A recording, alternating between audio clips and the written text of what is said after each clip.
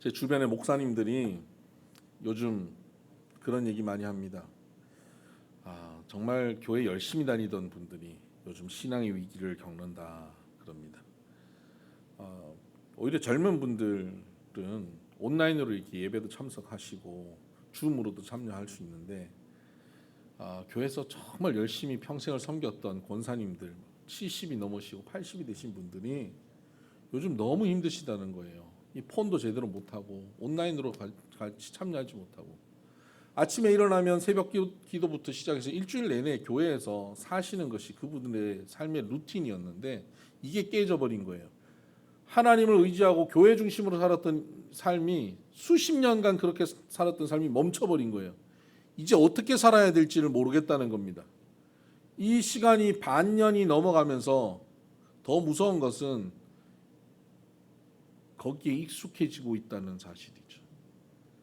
하나님 없이도 예배드리지 않고도 기도하지 않고도 살겠네라는 생각이 드는 것 정말 위험한 상황이 되어버린 것이죠.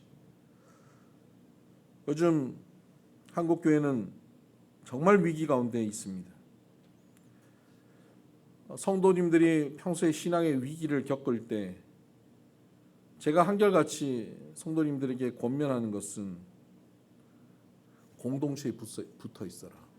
신앙 공동체에 붙어 있으면 산다. 바울이 권면했던 것 아닙니까?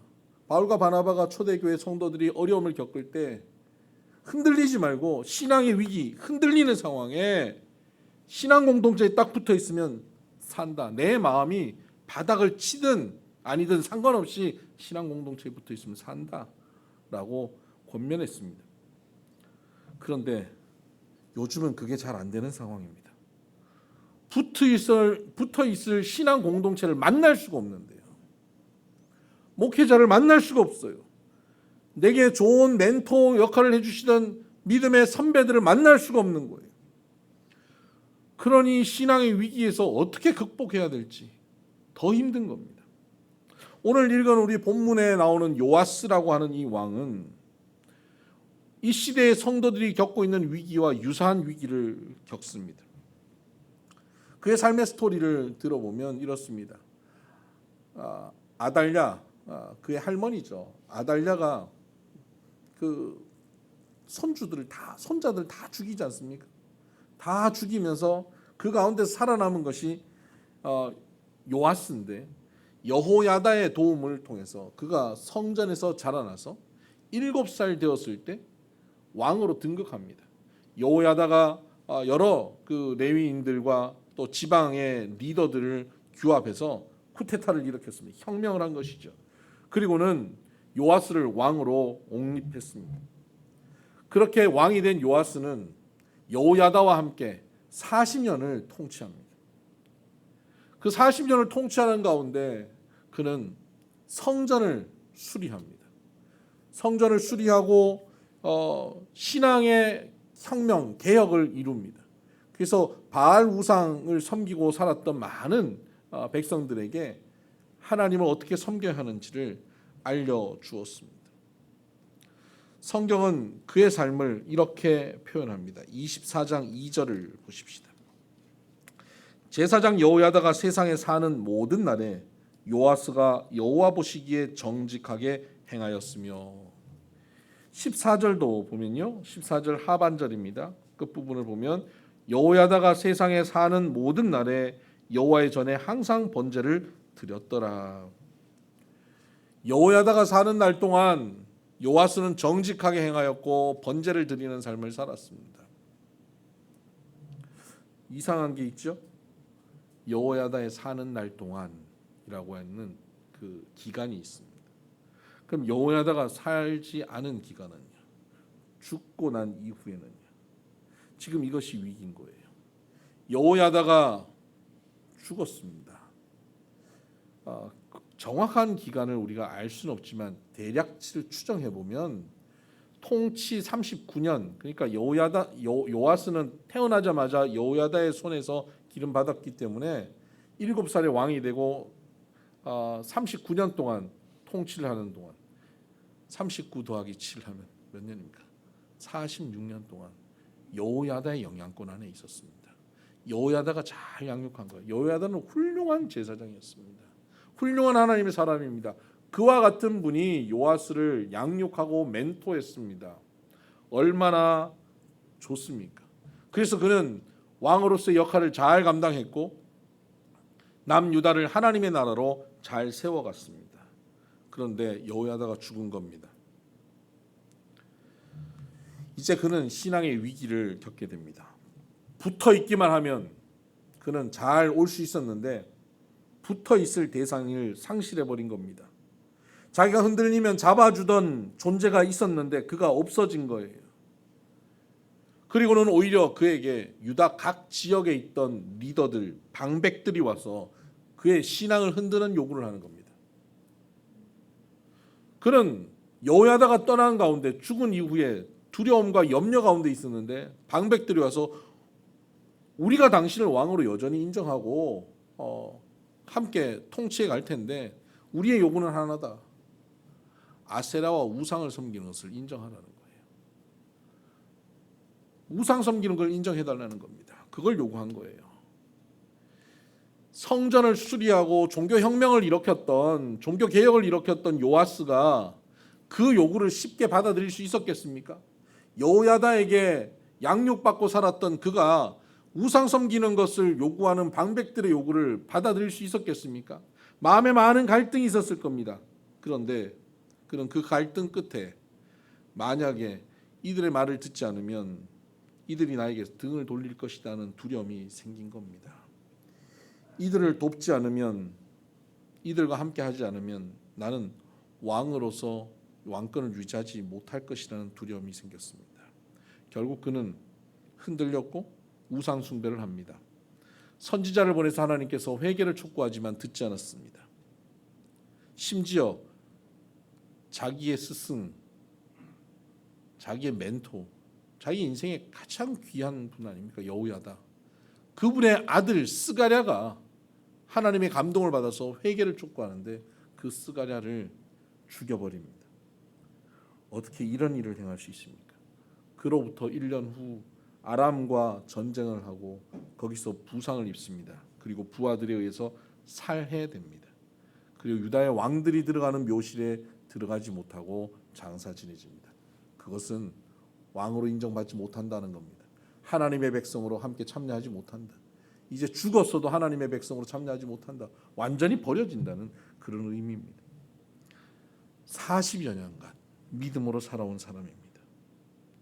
신앙이 최고의 신앙으로 이끌어주는 멘토를 만났고 그 멘토에게 양육받아 살아왔던 사람입니다. 그가 어떻게 이렇게 흔들리고 넘어질 수 있을까요? 그는 여호야다와 붙어 있었을 때는 흔들리지 않았습니다.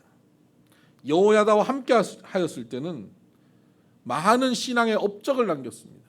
하나님이 원하시는 많은 일들을 힘있게 감당했습니다. 주께서 기뻐하는 사역을 했습니다. 열심히 주의 일을 감당하는 최고의 신앙인으로 보였습니다. 그런데 그 영적 리더 여호야다가 죽고 나니까 그는 흔들리는 위기 속에 넘어서지 못하고 결국 실패하고 마는 것입니다. 오늘 한국교회가 이런 위기를 만났습니다. 붙어만 있으면 된다 그랬습니다. 좋은 목회자, 좋은 신앙의 선배들, 좋은 신앙 공동체에 붙어만 있으면 삽니다. 그건 사실입니다. 그런데 붙어 있을 환경이 안 됩니다. 이제 우리는 붙어 있을 환경을 빼앗겨 버렸습니다. 그러면 이때는 우리는 어떻게 해야 합니까? 어느 날 요아스처럼 붙어 있을 환경을 잃어버렸을 때 우리는 어떻게 해야 될까요? 바울은 초대교회에 많은 성도들에게 붙어 있으라고 강조했습니다. 그러면 산다 그랬습니다. 그러면 이긴다 그랬습니다. 그런데 붙어 있을 수 없는 위기 가운데는 어떻게 해야 될까요? 바울은 붙어 있을 수 없는 위기 속에 있는 성도들에게도 권면하고 있습니다. 빌립보서 2장을 한번 보십시다.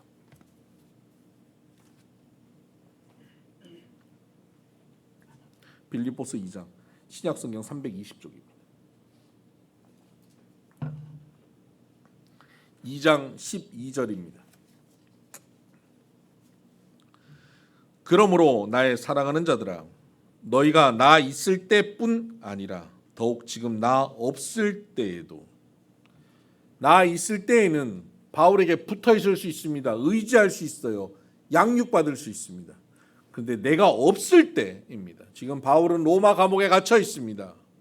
어떻게 될지 모르는 상황이에요. 완전히 사라질 수도 있고 다시 못 만날 수도 있어요. 나 없을 때는 어떻게 합니까?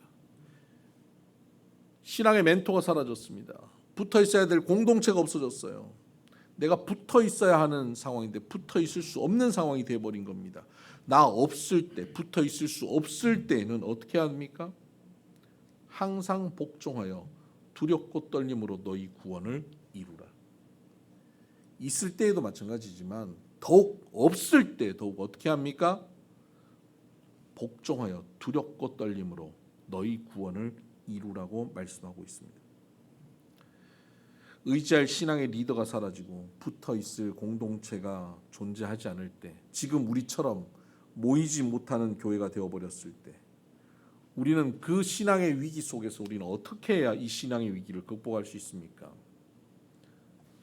두렵고 떨림으로 너희 구원을 이루라고 권면하고 있습니다. 이것이 이 위기를 극복할 수 있는 길입니다. 두렵고 떨림으로 우리의 구원을 이루어가면 어떻게 될까요? 우리 한 사람 한 사람이 점점 신앙이 성숙해져 가는 겁니다. 우리가 점점 예수 그리스도를 닮아가는 겁니다. 우리가 주님 기뻐하시는 형상이 되어지는 거예요. 그러면 전에는 내가 누군가에 붙어서 살아야 되는 존재였는데 이제는 내가 예수 그리스도를 닮아감으로 누군가를 나에게 붙여서 살 수 있는 존재로 살게 되는 거예요. 이제는 내가 신앙의 리더가 되고 그 공동체의 중심이 되어지는 것입니다.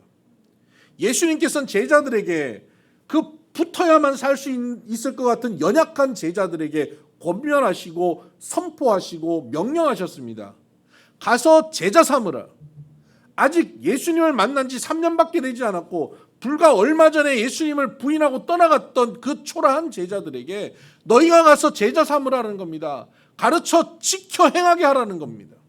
뭘 알아야 가르치죠. 뭐 신앙이 대단해야 가서 제자를 삼죠. 그런 초라한 존재들에게 가서 제자 삼으라. 그것이 그 주변도 살리지만 너희가 살 길이라는 겁니다. 예수님께 붙어 있었던 친구들이 이제는 예수님은 승천하고 가시고 이제 그들이 흔들리지 않고 살기 위해서는 너희들에게 누군가 붙어 있게 만들라는 겁니다. 이것이 살 수 있는 길입니다. 구원을 이루어 가라는 것, 그것은 바로 영적인 존재로, 영적인 리더로 붙어 있게 하는 존재로 서라는 것입니다. 요아스 왕에게도 이것이 답이었습니다. 오늘 한국교회 신앙의 위기 가운데도 구원을 이루는 것이 답입니다. 바울은 빌립보서에서 빌립보 교인들에게 이 구원을 이루어가는 길, 이 길에 대해서 두 가지를 제시하고 있습니다. 빌립보서 1장 27절 보십시다. 오직 너희는 그리스도의 복음에 합당하게 생활하라. 이는 내가 너희에게 가보나 떠나 있으나 너희가 한 마음으로 서서 한 뜻으로 복음의 신앙을 위하여 협력하는 것과, 첫 번째는 한 마음으로 한 뜻으로 협력하는 것, 하나 되는 것입니다. 하나 되는 것. 두 번째는 28절, 무슨 일에든지 대적하는 자들 때문에 두려워하지 아니하는 이 일을 듣고자 함이라. 두려워하지 않는 것입니다. 너희를 대적하는 자들을 두려워하지 않는 것. 첫 번째는 한 마음 한 뜻으로 하나 되는 것. 두 번째는 대적자들을 두려워하지 않는 것. 여러분, 구원을 이루어가고 신앙의 위기 가운데 우리가 구원을 이루어가며 바로 신앙을 세워가는 모습은 어떤 모습이냐? 한 마음 한 뜻으로 신앙의 공동체를 이루어가는 것. 두 번째는 세상을 두려워하지 않는 것입니다. 이 말씀, 이 권면을 요아스 왕에게 적용해서 한번 살펴보십시다. 요아스가 어떻게 했으면, 이 말씀대로 했으면 그는 이 위기를 극복할 수 있었을까요? 어떻게 했으면 위기를 극복할 수 있을까요? 요아스는 첫 번째 무엇을 두려워했을까를 살펴보십시다. 두려워하지 말라고 권면했는데 요아스는 무엇을 두려워하고 있었습니까? 여호야다가 죽은 후에 방백들이 찾아와 요구하는 것, 그 요구를 듣지 않으면 자기가 왕권을 잃어버릴 것이라는 두려움이 생긴 겁니다. 방백들이 두려운 겁니다. 그들이 등 돌릴까 두려운 거예요.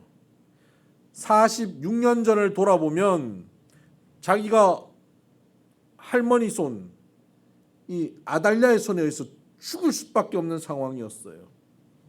그런데 그를 도와주는 사람들, 여호야다를 위시한 많은 사람들에 의해서 보호받았습니다.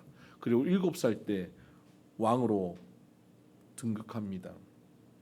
여러 리더들이 함께했습니다. 백부장이 함께했습니다. 레위인들이 함께했습니다. 그렇게 힘을 모아서 왕이 되었습니다. 이 사람들이 힘을 모아서 나를 왕으로 세웠는데 이제 이 사람들이 또 힘을 모아 나를 폐위시키고 다른 사람을 왕으로 삼을 수 있지 않을까라는 두려움이 생기는 것입니다. 그것이 두려웠습니다. 지금 내가 누리고 있는 것을 잃어버릴까 두려운 것입니다. 여러분, 지금 바울이 성도들에게 두려워하지 말라고 하는 이 말씀을 요아스가 적용한다면 어떻게 해야 될까요? 그를 찾아오는 방백들을 두려워하지 말아야 합니다. 이들의 요구를 듣지 않으면 왕권을 잃어버릴까 봐 드는 두려운 생각을 버려야 합니다. 왕권은 누가 주는 겁니까? 방백들이 주는 게 아니에요.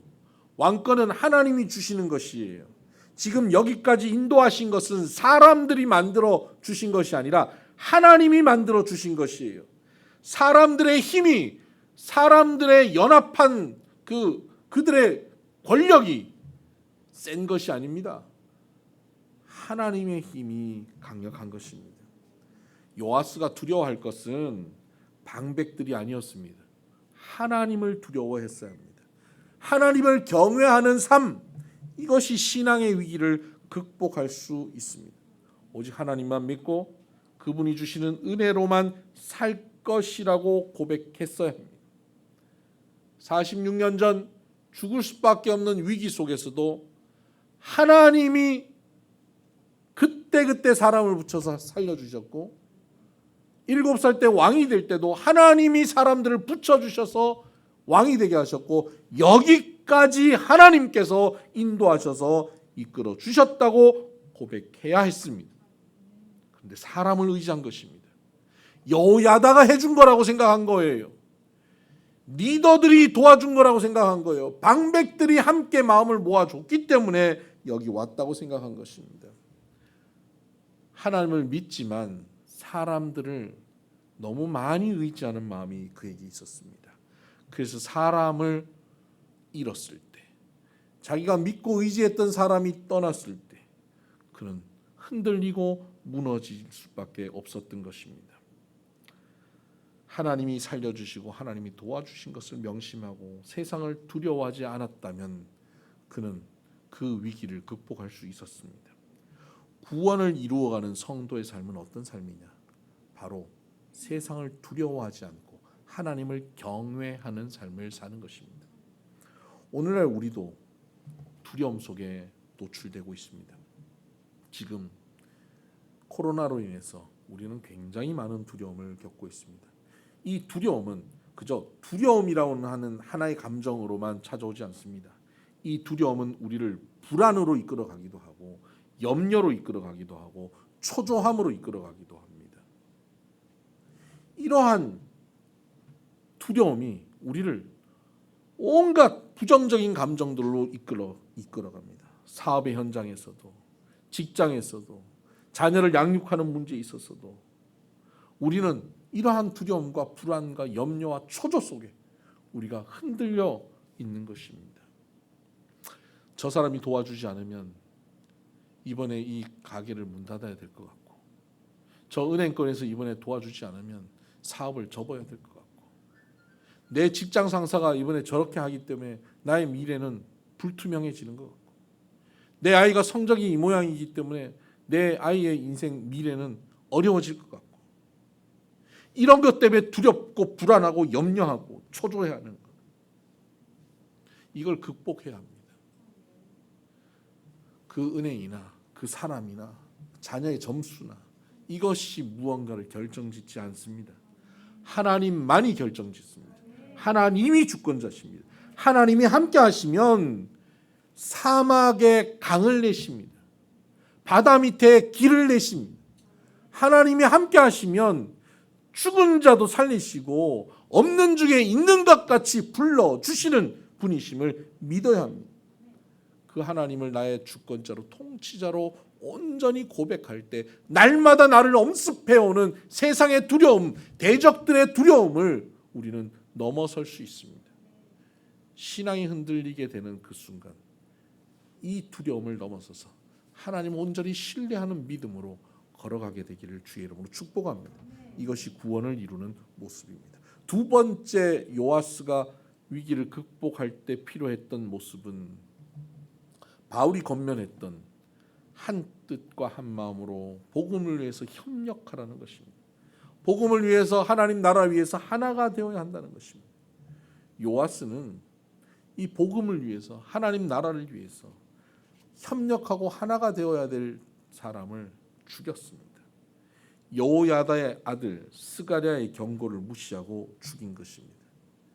자신의 현재의 정치적 유익을 위해서 과거에 베풀었던 그 가정과 그 가문의 은혜를 저버리는 배은 망덕한 행동을 한 것입니다. 당장 내 눈앞에 오는 불이익, 유익, 이것을 저울질하다가 나에게 유익되면 어제까지 친했고 과거에 함께했고 사랑을 베풀고 은혜를 베풀었던 그 관계도 한순간 잘라버리고 돌아서 버릴 수 있는 모습을 가진 것입니다. 이것이 바로 구원을 이루지 못하는 모습입니다. 구원을 이루는 자의 모습은 신앙 공동체 안에서 신의를 지키는 모습입니다. 의리를 지킬 줄 아는 사람이 구원을 이루는 사람입니다. 바울은 빌립보 교인들에게 이것을 요구한 것입니다. 서로의 입장에 따라서 서로 판단하기도 하고, 그래서 정죄하기도 하고, 저 사람 내가 도저히 용납할 수 없다고, 이해할 수 없다고 고개를 절레절레 흔들면서 그들과 함께 하지 않으려고 하는 모습이 빌립보 교회 안에 있었던 것입니다. 여러분, 교회 안에서 갈등이 생기고 분쟁이 생기면 어디까지 가는지 아십니까? 법정 소송을 가고요, 상대방을 향해서 마귀라고 불러요. 우리가 흔히 우리 주변의 교회 안에서 벌어지는 분쟁 속에서 벌어지는 많은 일들을 우리가 볼 수 있지 않습니까? 불과 얼마 전까지 함께 울고 웃고 은혜 받고 눈물 흘리고 손잡고 기도하고 서로를 격려했던 그 좋은 관계, 수십 년간 함께 신앙생활하며 상대를 존중하고 살았던 그 아름다운 관계가 작은 사건 하나, 나의 손익의 문제 하나, 섭섭함, 마음의 여러 가지 감정의 변화, 정치적 입장의 차이, 이런 것들로 인해서 수십 년 함께 신앙생활했던 사람들이 등을 돌려버립니다. 형제 자매라고 함께 손 붙잡고 울었던 관계가 한순간 정리되어 버립니다. 여러분, 세상 사람들도 다툽니다. 싸웁니다. 그러다가도 때로는 소주 한 잔 마시고 형님 잘못했어요. 그럼 아우 괜찮아, 앞으로 잘해보자, 그러고 툴툴 털고 지나가는 모습이 많습니다. 근데 성도들은 내 신앙의 관점에서 상대방을 정죄하고는 꽁하게 그 문제를 풀지 못하고 10년, 20년 지나갑니다. 구원을 이루는 사람은 이렇게 해서는 안 되는 겁니다. 구원을 이루어가는 사람은 그 관계를 풀어낼 줄 아는 사람입니다. 신의와 의리를 지킬 줄 아는 사람입니다. 요아스는 이 신의를 지켜야 했습니다. 스가랴를 통한 경고를 듣고 돌아서고 그와 신의를 지켜야 했습니다. 신앙의 위기의 자리에 우리가 서게 되면 우리가 해야 되는 것이 바로 이런 모습입니다. 관계를 지켜내는 것입니다. 복음을 위해 하나 되어야 합니다. 내 판단이 있을 수 있죠. 나의 옳은 주장이 있을 수 있습니다. 그것을 가지고 상대방을 보니까 상대방이 다 판단되어지고 어떻게 집사가 저럴 수 있냐고, 어떻게 권사가 저럴 수 있냐고, 저런 사람인지 몰랐다면서 그를 판단하고 정죄할 수 있습니다. 그때 내 마음을 접어야 합니다. 나의 판단을 접어야 합니다. 바울은 빌립보서에서 뭐라고 권면하냐면 너희 안에 이 마음을 품어라. 그리스도 예수의 마음이니 라고 권면하고 있습니다. 우리 안에 예수 그리스도의 마음을 품어야 합니다. 그는 근본 하나님과 동체이시지만 가장 낮고 초라한 곳에 내려오셨습니다. 하나님과 동등됨을 취할 것으로 여기지 않고 가장 천한 곳으로 내려오셔서 죽기까지 복종하셨습니다. 우리가 틀리고 잘못된 것 아셨습니다. 창기와 세리와 죄인이 얼마나 잘못된지 아셨습니다. 그런데 그들과 친구 되셨고 그들을 위하여 희생하셨습니다. 예수님께 등 돌리고 떠나가고 침뱉은 백성들을 위하여 죽으셨습니다. 너희들 틀렸다라고 정죄하지 않으시고 그들을 위하여 죽으셨습니다. 이것이 신의를 지키고 의리를 지키는 모습입니다. 내가 아무리 봐도 김 집사 당신은 다른 건 다 좋은데 이건 고쳐야 될 것 같아 라고 지적하는 것은 관계를 지키는 일이 아닙니다. 그 잘못된 그것이 잘못되어서 나를 늘 찌르고 나를 아프게 할 때 그것을 꾹 껴안아서 피가 철철 흘러서 내가 죽기까지 그 사람을 품어내는 것입니다. 이것이 그리스도 예수의 마음입니다. 이것이 리더예요. 큰 자는 작은 자를 섬기는 것입니다. 섬길 때 리더가 되는 것입니다. 붙어 있는 자가 아니라 붙이는 자가 되는 거예요. 다른 이들이 나에게 붙어서 신앙생활을 할 수 있는 그런 영적 리더가 되는 것, 그것은 다른 이들을 위해 희생하고 헌신하는 겁니다. 솔로몬이 재판을 할 때 어떻게 했습니까? 두 여자가 와서 한 아이를 놓고 내 아이라고 주장했습니다. 그때 칼을 가지고 반으로 갈라서 나누어 주라고 판결했습니다. 그때 진짜 어머니가 어떻게 합니까? 저 여자에게 주라고 얘기합니다. 가짜 어머니는 어떻게 합니까? 칼로 가르라고 얘기합니다. 진짜 어머니는 저 가짜가 거짓말을 하지만 그 거짓말을 인정해 주는 거예요. 저 사람이 진짜 어머니니까 저 사람에게 주라고, 살리라고. 거짓임을 알고 잘못된 걸 알면서도 무엇 때문에 그럽니까? 사랑하는 아이를 살리기 위해서. 내가 거짓되다고 오해받고 내가 욕먹을 수 있음을 알면서도 그 자리에 내려가는 겁니다.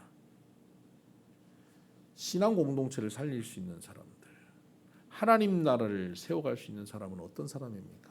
내가 옳다고 주장하는 것, 나의 판단을 내려놓을 수 있어야 합니다. 남을 정죄하는 것을 멈춰야 합니다. 그 공동체를 살리는 일을 합니다. 날마다 구원을 이루어가라, 두렵고 떨림으로 구원을 이루어가라고 권면할 때 우리는 지금 어떻게 합니까? 가정 안에서, 교회 안에서, 직장 안에서, 우리의 삶의 자리에서, 신앙 공동체에서 우리는 어떻게 해야 될까요? 잘못을 뜯어 고치면서 그 사람을 정확하게 바른 사람으로 만들어내면 신앙 공동체가 될까요? 안 됩니다. 그건 안 돼요. 그렇게 못하는 거예요. 사람을 누가 고친단 말입니까? 아무도 사람을 고칠 수 없어요. 예수 그리스도의 말씀 앞에 복종하여서 섬길 때 비로소 섬기는 내가 변화되는 겁니다. 예수 그리스도의 성품이 내 안에 생기고 자라나는 겁니다. 그런 나를 통하여 주변이 조금 변화를 맛보는 겁니다. 그들 또한 언젠가 그리스도 예수의 마음을 품어서 섬길 때 변화되어 가는 것입니다. 사람 고치려고 하면 안 됩니다. 사람 바꾸려고 하면 안 됩니다.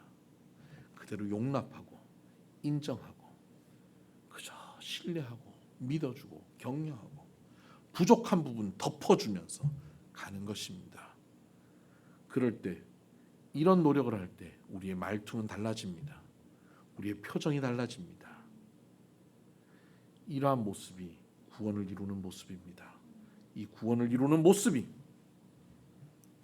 신앙의 위기를 극복하게 될 것입니다. 두 가지를 기억합시다. 세상을 두려워하지 마시고 하나님을 경외하십시다. 신앙 공동체, 가정과 교회 공동체를 지키기 위해 그리스도 예수의 마음을 품고 신의와 의리를 지키며 걸어가십시다. 기도하십시다.